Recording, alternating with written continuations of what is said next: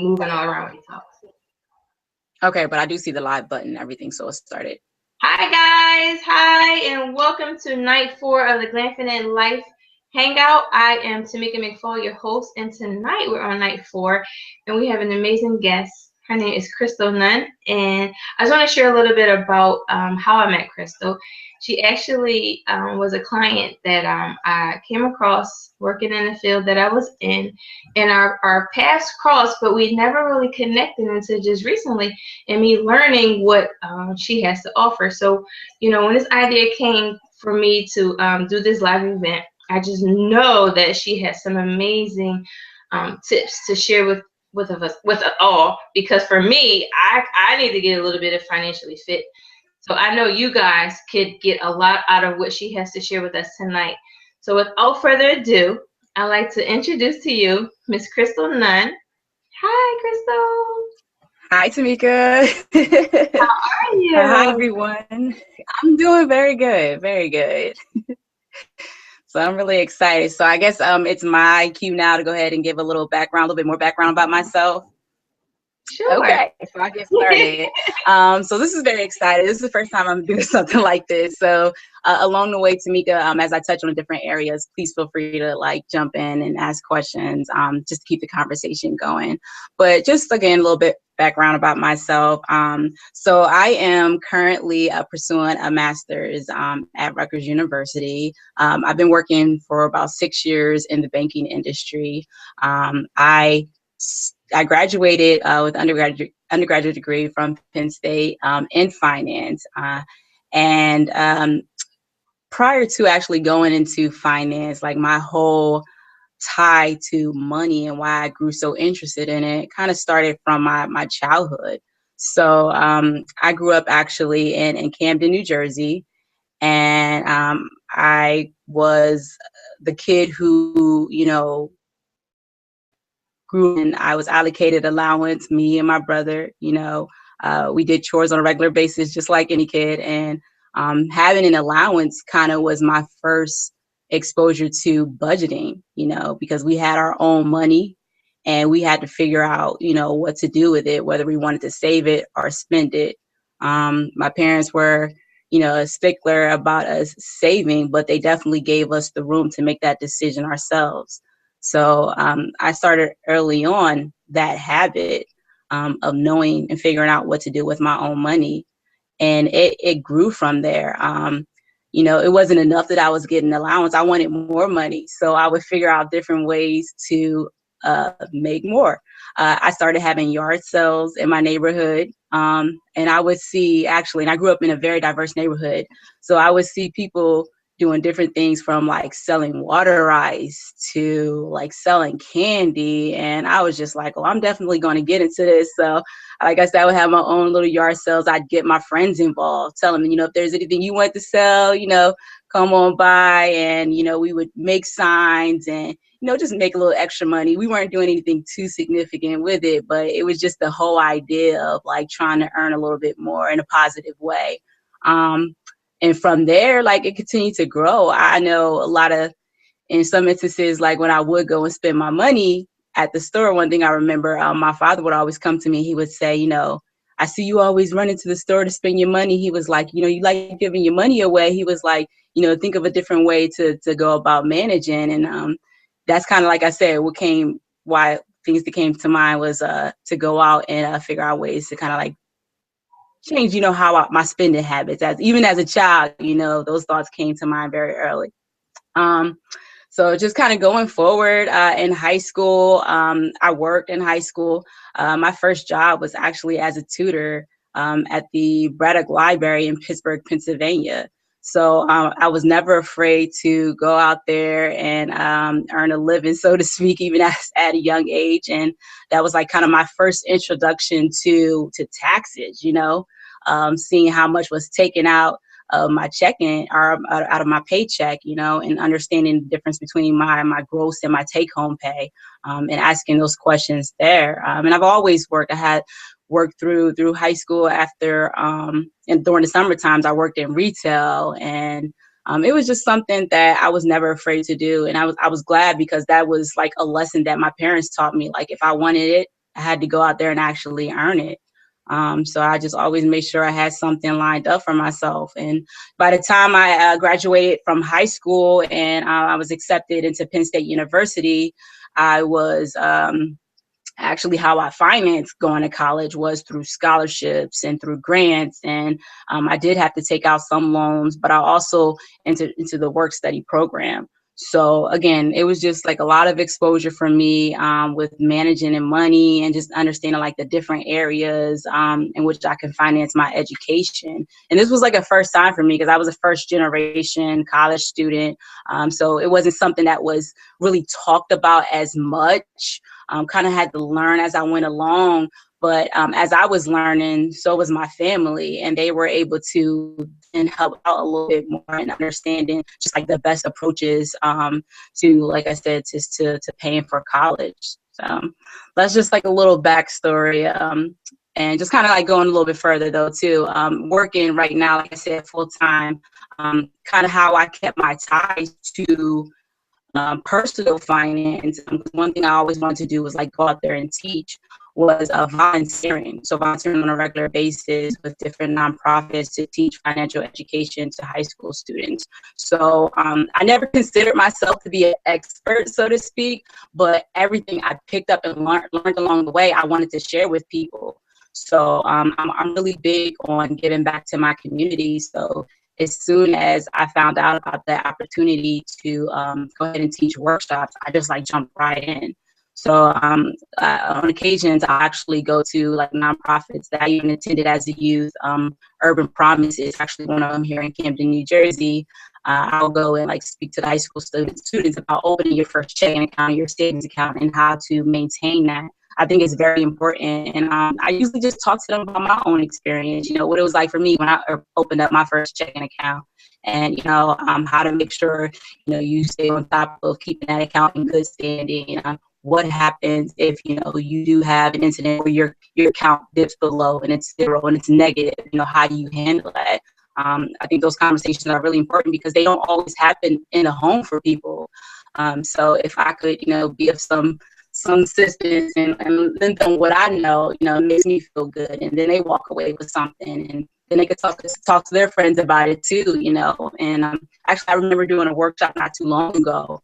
And it was again on checking and savings. And actually, some of the students for the first time, they were telling me that was the first time they were writing checks because I had them practice, you know, writing a check. They were just like, I never had to do this before. And I know checks aren't, you know, as common as today, but at some point in time, you have to write out a check for your rent. So it was something that made me feel really good that they had that exposure at some point, you know, before they were actually going off to college, because these were high school students, as I said before. So they're going to be, you know, owning their own cars and renting their own apartments at some point. So they definitely need that. So yeah, that's just like a little, like I said, a little bit of background about myself and why I'm interested so much in finance. Like I said, it's not talked about as much in the homes for people. So I just think it's really important. But even so, like what people do pick up is from the home sometimes aren't always the best habits. You know, we see our parents and we see them make their, you know, mistakes with money. They go through their relationships with money. It could be the good and the bad. So along the way, we have to, you know, almost re-educate ourselves. And that's what I've done along the way. You know, I've definitely picked up some good habits, I could say, from my parents, but definitely I picked up some bad ones too. But like I've learned to readjust, and I've actually been able to take what I've learned and then go back to them and now teach them and help them to kind of correct some of those mistakes that they have made along the way. And just giving them a little bit more exposure as well. And that's usually, you know, that's what our parents, they want for us. They want us to grow. They want to be able to stretch us to be better than what they were. So that's definitely been the case for me. So yeah, hopefully like during this conversation, I'll be able to talk to you guys about some different areas, like from budgeting to savings, about what I've learned along the way that would help you as well, just to kind of like better your relationship, as I like to say, with money. So just keep going. Like everything that you shared was just like just hearing your background stories is like, you are awesome. Like, you are entrepreneur before you even knew that you were entrepreneur. You know, as a kid, like you said, Yeah, selling at like every point. things like that. Like that's awesome. And learning how to, like I said, even though you're a kid, you want to spend your money, but just the tips that your dad did give you, which is awesome. Like for me, I didn't have that. You know, like managing money was not one of my good things. And it's still like for me, like I work behind the scenes, managing, businesses, but when it comes to me, like I've always been like kind of like all over the place. So it's just like Right. me learning as an adult to kind of just structure myself a little bit more. And I'm just like, Tamika, you know how to do this for other people. Like, get it together, girl. Like, it's time to get it together for yourself. So I'm looking for some amazing tips from you as well. But just hearing that entrepreneur spirit out of you at such a young age is so awesome.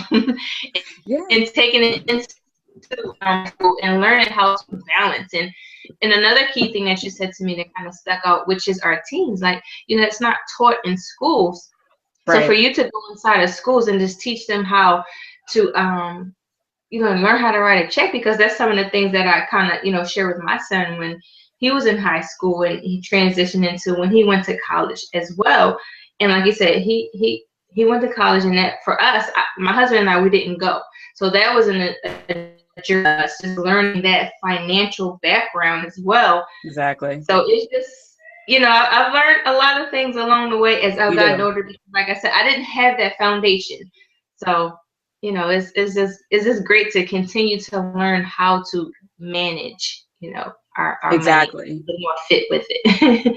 Like you said, we want to be Yeah. fit in our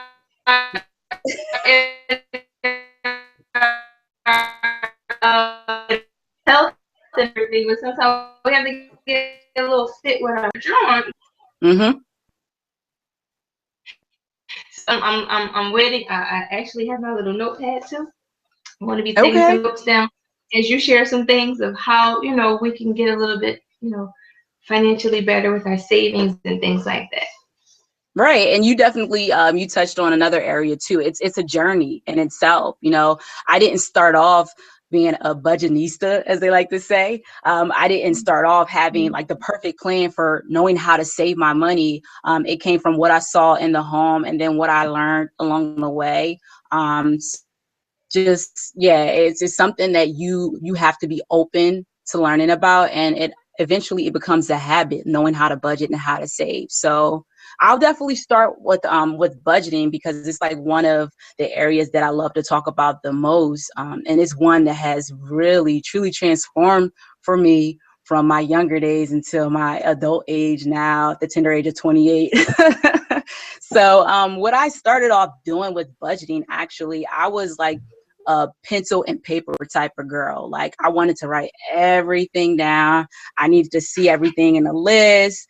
I need to take out my calculator and started calculating. I'm talking about as simple as, writing down what I was going to, spend maybe on my like little bills that I had at the time as a teenager. I was paying my phone bill at least.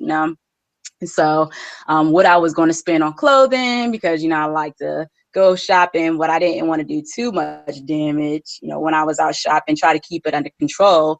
So I actually, this was around when I opened up my first account. And my mom would always, that's the one thing she would do with myself and with my brother. She would take us into the bank with her. So we had that exposure early on. So we weren't intimidated, once we were off on our own doing it, going into the bank. And that's one thing I really recommend when it comes to like even teaching your kids, and like expose them early on as much as possible. I think sometimes it's something that parents may shy away from because they feel like they don't want to burden their kids with the conversations about money. But I think it's all about approach. So I actually what happened was when I first got my checking account, I had a check register. This is something that's kind of obsolete nowadays because everything's so electronic. But at the time I opened up my first account, I still had a check register, and I would literally use that. That was something I would like pretty much keep in my back pocket, so to speak. And every time I spent money out of my account, I was writing it down. So I was very religious about, tracking my money. And that's actually one of the first tips that I recommend for people, is just tracking and knowing where your money is going.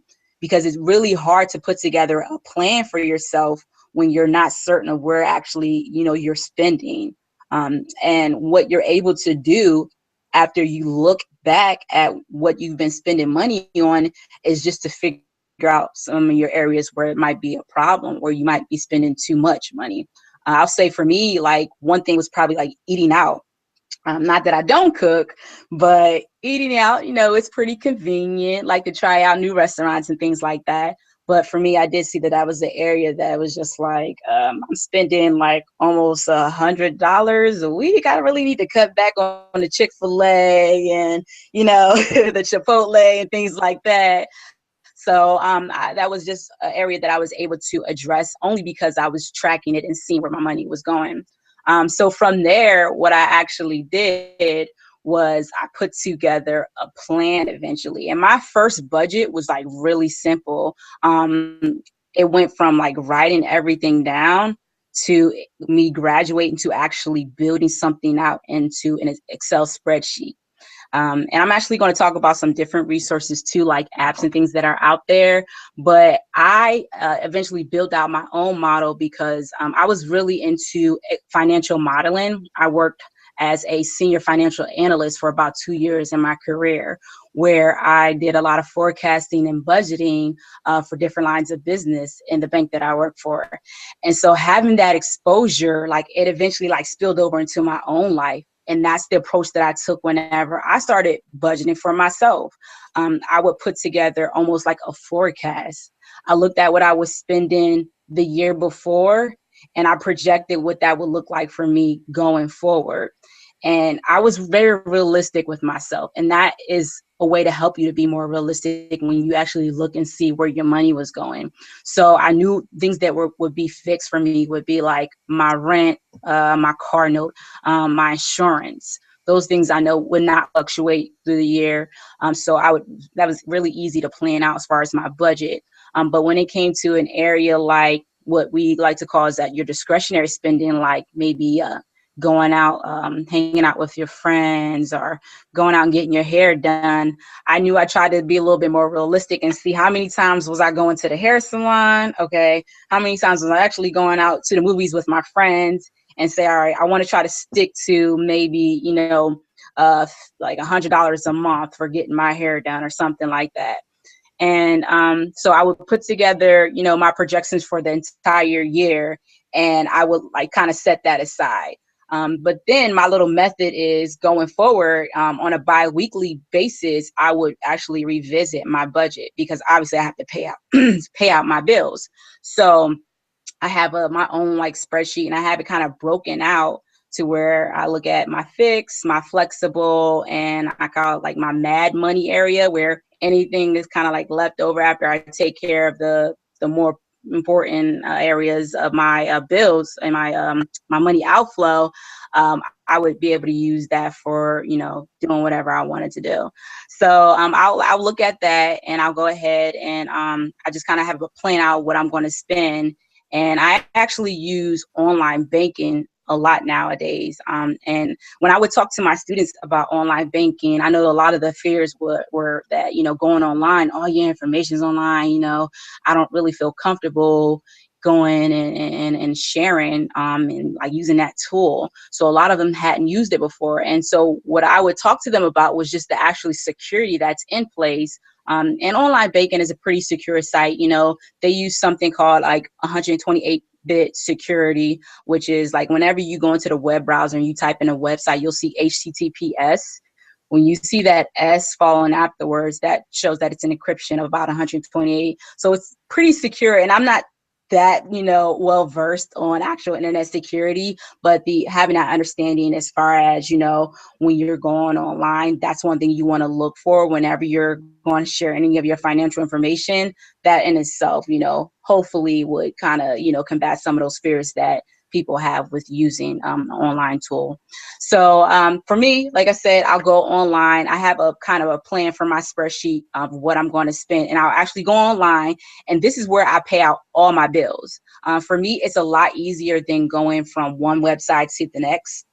or having to mail out anything. I know it's something that, people pay their bills in different ways, but it's nice. It's easier for me just to have it all in one method to pay it out electronically. And the nice thing about online banking too is like if some people have to pay something by check, for instance, like your rent, you can actually have a check mailed out from your online banking features too. So that's something like you can talk to your bank a little bit more about and see how they offer that, how you would go about it. But yeah, so I'll go online and I'll schedule out all my bills and, go ahead and take care of it in one shot. And it's a lot easier for me to manage because I'm like constantly on the go. I'm not always like sitting in one place, but it's like obviously those bills are going to come up and you don't want to, end up missing a payment or something, because then you're going to have to deal with like late fees or, that's not something you want to have to address, which I do have tips for having to deal with that though too. But so just to make it a little easier on yourself, if you're on the go, just like having a system in place. And I know it may not work for everyone, but one thing I learned along the way is that you have to try something out, and if that method and if that tool doesn't work for you, then, there's different options out there. And what I've come to find out doing my research, there are tons of apps out there for budgeting that makes it so much easier that I like to recommend. I know one that is pretty well known is mint.com. It's a really nice website. And the thing with mint.com is you have to share some of your information as far as like your online banking or your credit card or anything like that in order for them to pull in the financial information. But again, that's a very secure site as well. I know it's very highly recommended by a number of noteworthy magazines like Kiplinger, which is a financial advice magazine, Business Week, CNN, so MSNBC. So a lot of these, news media channel outlets also back mint.com. It's pretty credible. And what happens, like I said, is it pulls in all your financial information in this one place, which is really good to have, especially when you have, different bills that, you pay different ways. You want to try to get everything in one place if possible. And it just kind of like organizes and it helps you to budget and kind of see where your money is flowing in and out. There's plenty of charts that you can use too if you're a visual type of person like I am. I definitely like to see my bar graphs or anything like that to kind of it's an easier picture of seeing how your money, where your money is going.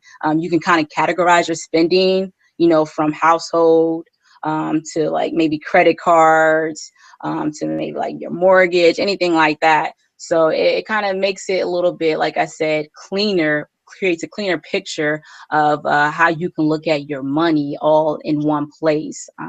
Like I said, especially if you're not the one to kind of sit down and write everything out, this is a much easier tool to help you manage that. So, but yeah, that's just like kind of a little bit about the budgeting aspect and how I go about budgeting. But like I said, I think the one thing too that I've come across people saying is just that like they get frustrated with budgeting. They've tried it before and it's just like something that they can't stick to. And it's truly when you're putting together a plan, at times you're going to have to adjust it. So that's usually like my advice to people is just like, don't get discouraged, especially with yourself. I mean, because, there are going to come times when there's like an unexpected financial event that happens. And of course, that's going to, kind of throw your budget off. But you have to continue to adjust. You have to be flexible with yourself. And you have to know it is a learning experience. Like I said, I started off with my check register and writing everything down in my notebook. And as I was like looking through some of my like paperwork, I'm just like, oh, wow, like I still have this stuff, which I probably need to shred and throw away at this point. But I was just looking how much my system had changed over the years, but I was really diligent about it and it became a habit, which is what budgeting is. It's a habit for you. You have to work on that. It's something you have to put into practice. You have to be very diligent about it for yourself. Just like I said, especially when you have a lot going on in your life, busy, it might be with work, with your family, with church, with school, you have you're being pulled in so many different directions. You want to be able, to kind of keep your money in control as much as possible. So having a plan, sticking to your plan, being realistic with yourself, and just being flexible and just knowing that you'll get there. But you have to kind of put it into practice, or just kind of some of my tips that I've learned over the years. So, Krystal, what would you say that it's almost like a mindset shift that we have to do, to get financially fit? Sometimes we say we'll start out, and like a lot of people, for instance, the beginning of the year, January, okay, I want to get, things in order, but Right. it's just like sometimes financially fit in our mindset, it's not going to last, so, Right. what can we do to get our mental financially fit? You know what I mean? Because that's the key to staying consistent, to knowing where our money is and doing that. For me, I always have my system in my head, which it does not work, Mm-hmm. because like you said, one thing that you said was very key. It was a tracking system. So it's just like, if it's in my head, I can't remember what I spent last month. I think I can, but at the end of the day, with it not being on a piece of paper, that's Right. not so I have to get out of my tracking system in my own head. Like I have okay, I know what's due, I know this date, here, but and I am such a writer. I don't know why I don't write it out. Okay. But to get it from out of my mindset, to get financially fit on my paper, what can we do to get that mindset shift on? Yeah, I think that's a really good question. I know for me, what I've done and what has really worked for me is I have a time set aside and I hold myself to it. I make myself accountable.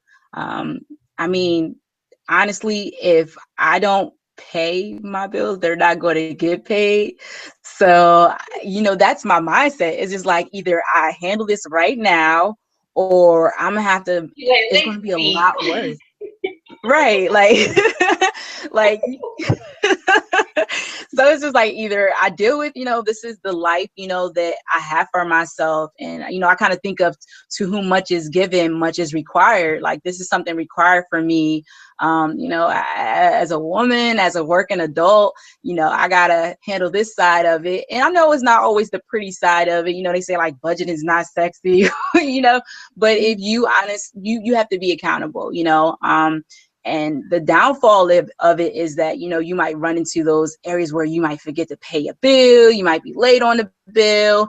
And unfortunately, if you keep up that type of habit, what you'll end up doing is creating a bigger mess for yourself. You might start to impact your credit. And that could, impact you later on in the future when you go to buy your first home, when you go to buy your car, you're trying to open up your business, you're trying to go for a loan, you're painting your financial picture every time you go and pay a bill. So you want to make sure you're painting the best picture. It's your name, that you're upholding, and you want to just be able to build good habits. So you got to like kind of keep that in mind when you're, thinking about your budget. Like in the long run, I'm going to want to be able to do greater things. I want to make it easier for myself when I go out for, different, like I said, like loans or anything like that with financial institutions. So I need to take care of my finances right here and now in the short term to be able to do bigger things in the long run. So. Because I always tell my kids, for me, I was taught that. So, going through the credit, going through, pitfalls in our credit, I always tell my children, I said, credit is like great. You get grades in school. How it's just like your grades can take you to any college or any school that you want to get into. And I said, that's the same thing with your credit. It allows you to do the things that you would desire to do. Like you said, you can have the money to either go out for that house or that car, but if your credit's not right, you can't have it, so, or you have this humongous interest rate, so it's just like always kind of give them that idea of their grades and credit, as a scenario of, trying to keep it, at a level where, it allows you to do things, having good credit and good grades. Exactly. And it's really good to have that conversation. And I was exposed to credit a little early on. My mother, unfortunately, she was actually a victim of identity theft. So when I watched her, and obviously this was no fault of her own, but I really watched her have to, deal with pretty much, cleaning that up herself. And I mean, it was just like years of having to like prove herself. And I just saw how much harder it was for her to do different things just because of her credit, like not being in the best shape. And again, like I said, it was no fault of her of her own. Now, I know people have gone through identity theft, and like it's been for some of them, it's been like a little easier to get from up under. But like the lesson that I really took away from that is like the importance of credit. And like I said, I've seen people who've managed to kind of have still, a decent life with not the best credit, but what I've seen, like the running theme is just so much harder for them. They have to work a little bit harder. They might have way higher interest rates that should be pretty much criminal in my mind. Some of the interest rates they have to pay on anything from like a loan for a home or their car. And it's just like, to me, I'm just like, you got to be kidding. Like, that's robbery, But like I said, it just exposed me early on to understanding, like, you really want to do, your best to keep your credit in good shape, because it will impact you in the future and just going forward. So yeah, definitely having those conversations are really important. But just along the same lines with budgeting was just savings. And I kind of want to just share some of my tips to savings and what has really helped me along the way. So again, kind of like tying back to my childhood, early on, like I said, was allowance. And, my parents really talked to us about savings, and how they really talked to us about savings was obviously interest in, the piggy bank. I'm pretty sure everyone has had their piggy bank, their first piggy bank ever. But one thing, what we had too growing up, we had like electronic banks. So like there was like slots, and it would pretty much keep track, it was like a little digital screen, would keep track of how much you were earning. So for my brother and I, it was like a competition, it's just like, I'm pretty sure I could save more money than you, so it was fun for us, like coming up, learning kind of like that habit of saving money. And it just like, it grew from there for me. So as an adult now, what I do actually is I have it to where my bank account, I have it set up automatically for money to move from my checking account to my savings account. And the reason why I do that is just because it makes it easier for me to reach my goal. It's very, kind of like out of sight, out of mind. It's something that like is just automatic. I didn't want to have to worry about it. I didn't want to have to question it, plan it out, or anything like that. I knew like I just want to be able to reach a certain savings amount at the end of the year. In order to do that, I have to save this X amount of dollars.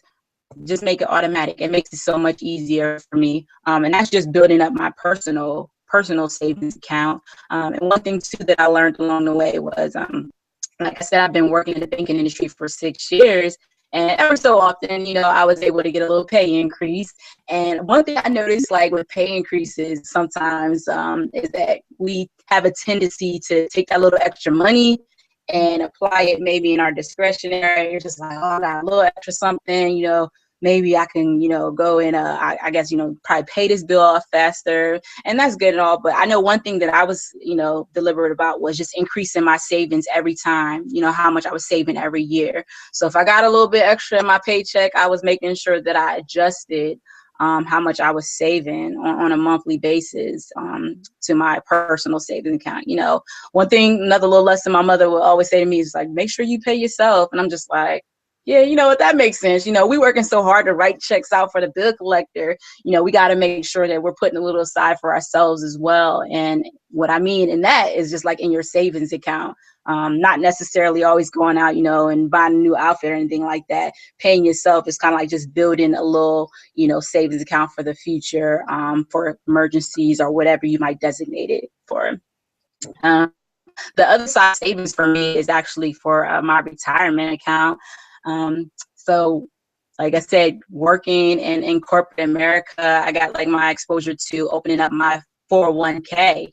And I know when we started off work, and I talked to a lot of my friends, and they were obviously on the fence. They were on the fence rather about whether or not they wanted to participate, because it was voluntary in their 401k. And I was just like, no, I'm definitely going for it. And the nice thing about it is, like, our company matches up to 4% of what you save. And so I was just like, oh, I'm maxing that out. So I the nice thing about it though too is they offer resources to for you to connect with like an advisor. So that's one thing I say to people, like, take full advantage of, sitting and talking with someone, or either over the phone, just about, your whole idea of what you want retirement to look like for yourself. Again, that goes back to planning. You can't, sometimes it's not as easy as just picking an arbitrary number. You got to kind of have an idea of, when I reach retirement, do I want to travel a lot, or do I just kind of like want to buy another home and kind of just kick back?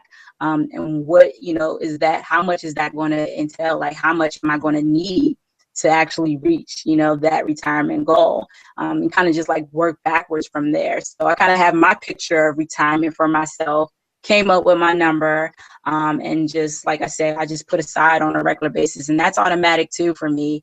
The nice thing about it is, like, you have the option, like, you can readjust your retirement savings as well too. You can rebalance, you can change out your different options, but like, my whole point is participating in your 401k is really, to me, it's very important. You got to have some saved aside for retirement. So, you don't want to miss out on that, especially if you have the opportunity to be in a position where your company is matching. So that's just a little bit, like I said, on the savings side, just from the personal and just from for retirement as well. Now, Krystal, if you don't, if you're not in corporate America, or like, how can you can create a retirement if you're self-employed? Like, what are some of the options with that? Like, does it in your banking, can they help you with that? Yeah, there's a lot of different options if you are self-employed, and if you wanted to go through either a credit union or through a bank. There's different savings vehicles, retirement vehicles that financial specialists are able to talk to you about, which is another area to take full advantage of. Yeah, you definitely do not have to, work in corporate America to start saving for retirement. My advice is that you go into like whoever you're banking with, or like just a credit union, and schedule an appointment and just talk to them a little bit about your plan. And they offer a lot of different options, from Roth IRAs, and it just, to me, is very important. You have to, like I said, you have to take ownership of that, and know that those options are out there for you. So just, going and talking to, someone in the bank, I think is a really good place to start. Awesome. Yeah. All right.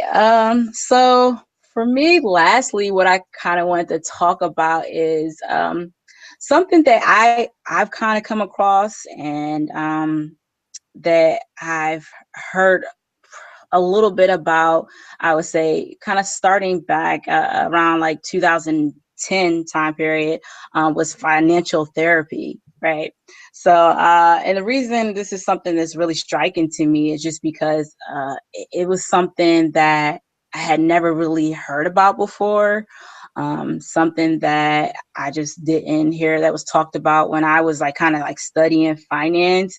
I know, like, a lot of people who I went through my undergraduate program with, more people were talking about, going and starting their careers on Wall Street and becoming investment bankers. And I never really came across the conversation around financial therapy, which I'm just truly fascinated by, because I definitely think your relationship with money is very emotional.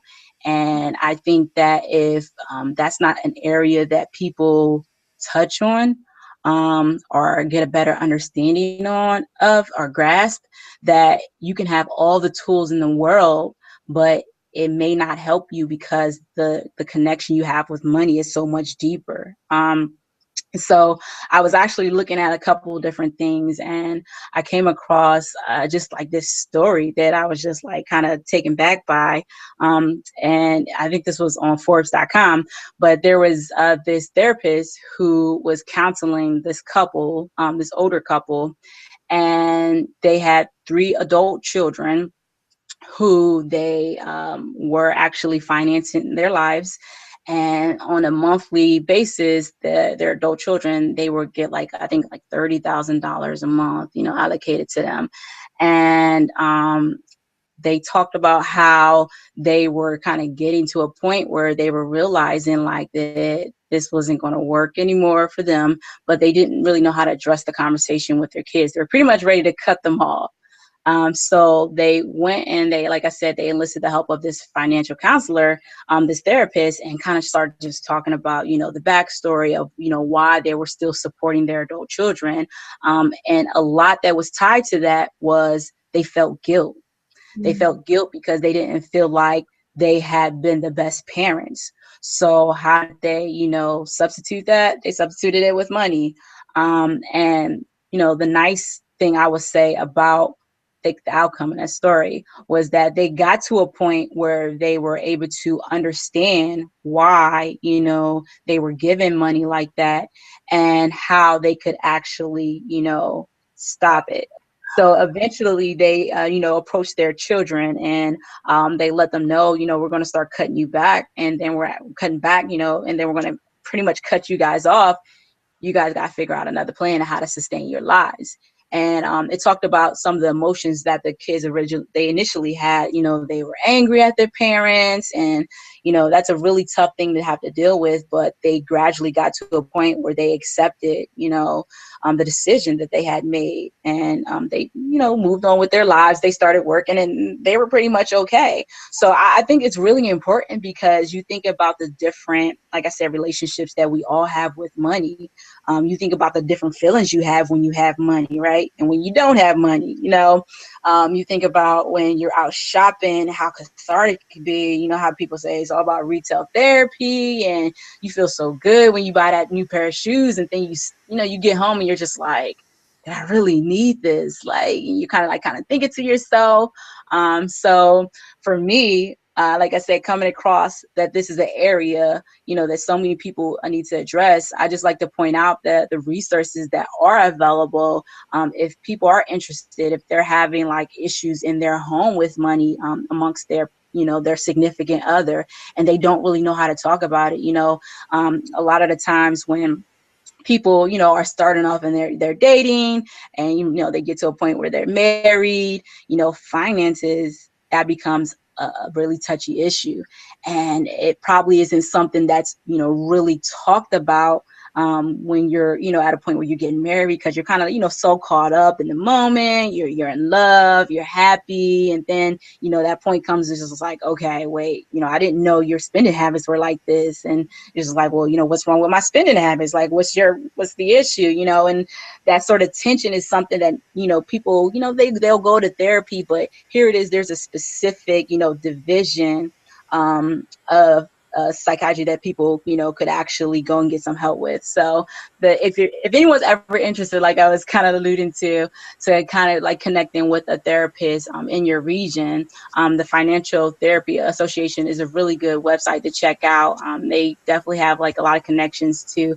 therapists who are trained in the area of not just therapy, but also in financial planning, that can really help you out, and just kind of really kind of get to the center of maybe some issues of why, you have this, either negative relationship with money, this dysfunctional relationship with money, and how you can address that so you can have a healthier one going forward.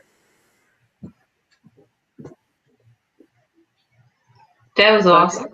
that was awesome.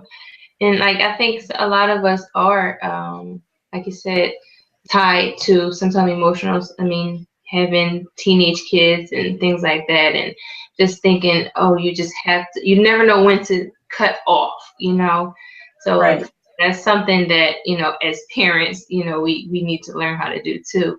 Like you said, train up a child in the way it's supposed to go.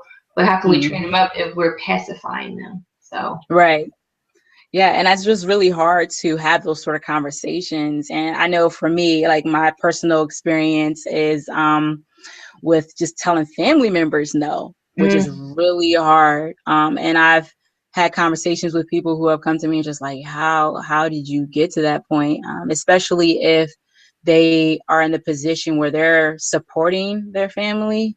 And that's what I've seen a lot of the times with some of the people that I've worked with. And for me, like I say to them, it took practice for me. Like I had to practice because I had been in a position where I knew what it was like to need assistance, to need help. And for people to come to me, I was just like, you know what? I know what it's like. I'm just going to help them out. This is family, they need it. But I had to learn how to let them know, I not in a position to do that at this time and be comfortable with that. And I know a lot of times people say you shouldn't have to explain yourself, but to me, it's just like, I'm going to let you know that I love you. I can point you in a different direction, to try to help you out. But for me, like, I can't do it at this time. You just have to like grow comfortable with that. And maybe you'll get to a point where you can just say flat out no and just walk away with it. And that's good too, But like I said, if I can't help always in the way that I want to, like I said, I'll actually sit down and talk to my family about budgeting. I'll work with them. I tell them like my suggestions of ways and some habits they can change and things like that. And to me, like that's a better way of giving to them. Cause I always say to myself, if I give somebody like $20 or $30, is that truly helping them? I'm trying to give you something a little bit more.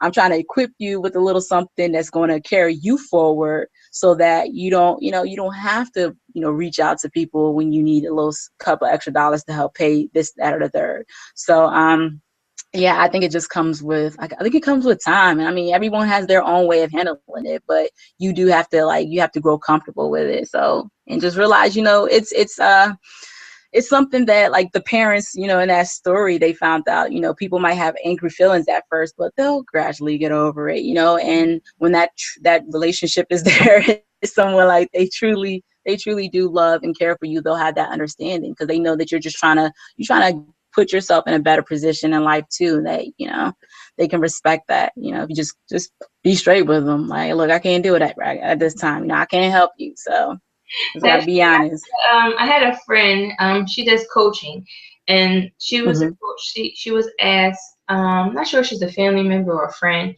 and it was around holiday time, and she asked, could she borrow $500? And Okay. said to her, I can show you how to get $500. She said, I have it, but I'm not going to give it to you. I'm going to show you how you can get the $500 because me giving it to you won't give you the value that if you earned it on your own. So she said, so Exactly. what do you know how to do? And she says it's holiday time, and she said, I know how to decorate. She said, my neighbors in the neighborhood, see my decorations and they admire them. So she Hmm. said, okay. So she said, why don't you offer your services? So she lives in an apartment building. So what she did was she took pictures of what she done, and she showed them to her neighbors, and they hired her. And Wow. they're hiring one of the neighbors in the building had an office. So he hired her to do his home Uh-huh. along with his business. So Wow. see how that kind of worked? Whereas though I could have gave you this $500, but now I've Exactly. given you, I share with you a tool where you could make this money way more than this $500 I could have given you. So I was just like, Yeah. wow, that was awesome of you, like you said, just stretching your mindset of how I can create this instead of me just saying here to this family member or a friend. Right. I don't think they value it as much as if you just, oh, okay, they ask for it, you give it to them. I give you Exactly. the tool. So now, hey, every holiday season or whatever season come along, you've created another stream of income. It's So that's so when you said true. that, just kind of took me back to that story she said instead of just saying no, she said no, but Hmm. she also showed her how, hey, this is how you can get the money that you need for the holiday. She got the $500 Yeah. plus some for her children. Exactly. It's the gift that keeps on giving when you actually equip somebody with the tools. You empower them, to be able to provide for themselves, and to be able to help themselves. And to me, that's way more important. That to me, like, is an investment, that is worth making when it comes to my family with my friends, because I'm just like, look, I'm in this position, I'm able to figure out a means and stuff. Let me help you figure out a way to. It may not be exactly how I'm doing it, but I know some ways in which, you can better your position in some way, in some ways. So yeah, I think to me, it's way more valuable than just kind of giving them that money at that point in time. So like I said, to each their own. But I think it is it's a better way to go about it, basically. It is. Absolutely. What tips would you leave, or what could you share with the guests to just starting out, someone who's just starting out, saying, hey, I want to start off, I want to create a plan, I want to create, outlook, or how you said, a forecast, as you said, a forecast. What Hmm. are some of the steps that they can do to start that, like, say, tonight or tomorrow? Yeah. So I think when you're just starting off, my suggestion would be, just for those who, if you're self-employed or either, working for a company, just to kind of start by understanding where your money is going, right? Know where you're spending money. So start like a little experiment with yourself and track your money, your spending, for maybe a week. And then that will help you to kind of put together some sense of a plan, of how you could, what your monthly budget would look like, with what your annual budget would look like. But the best place to start is just to know where your money is going now, what you'll be responsible for. And there's a lot of decent tracking tools out there, apps that you can just like tie directly to your debit card, to your credit card, that will actually kind of categorize where your spending is going. So like I said, if you're not like, like me, who likes to write everything down, these apps are pretty cool. Like I said, we're at that point, where everything's kind of like by phone. Everyone's like this pretty much every day. So, like I said, downloading one of these apps, and actually I'll share like the list later on. I don't know if there's a way to where we can, like, I can kind of show off some of the resources that I have, but I have a list of pretty good apps that I think would be nice for tracking your spending. Okay, that would be something cool. So, that's how they can keep track of you. So they could follow you and get these, just sign up to your email. So Krystal has some amazing things for you guys. So you have to follow her to get these tips. So, but Krystal, it's been awesome. This has been an awesome hour talking to you. Like, I'm just so full right now, just hearing everything that you share. And it's just like, where could we get more of you? How can we, stay connected with you? I know there's more, like you said, there's more tips that you can share. Like, how can our viewers get in touch with you? Yeah. So just first off, I just want to say, Tamika, like, thank you for this opportunity. This is the first time I've done something like this. And I remember just talking to you throughout the week and letting you know, like, okay, so where do I start? Like, this is something that I've wanted to always share, like talking to people about money. Like I said, I volunteer and I'll do workshops, every now and then. But this has just been a really good experience and kind of like propelled me a little bit forward to kind of dive a little bit more, and just be more comfortable with like sharing my experience, with, money and my relationship with money, and hoping that it helps, the next person, just with some, different ways that they could go about managing. But for right now, like, the best way to reach out to me would be on Facebook. I am on Facebook, Krystal Nunn, KrystalNunn. You can find me, friend me, and I'll go ahead and accept. I'm on LinkedIn as well. And pretty much, like I said, on my Facebook page is where I share a lot of my just kind of personal experience with money and just some of my tips and tricks. And I actually will like share some of those apps that I was kind of mentioning before, that I suggested would be really good for helping just tracking your spending, with budgeting, and also with saving too. So That's yeah. awesome. That's awesome. So thank you all for watching. And tomorrow night is our finale. When I tell you it's going to be amazing, guys, so you have to tune in. You have to come back. All the ladies are coming back to hang out with me and in this party. So we're going to have Joyce Nicole Robinson come back. We're going to have Tamala Tatum come back. We're going to have Natasha Toddy Weston come back. Krystal's coming back. And then me, the host, I will be sharing a little bit about, my journey and my story on tomorrow.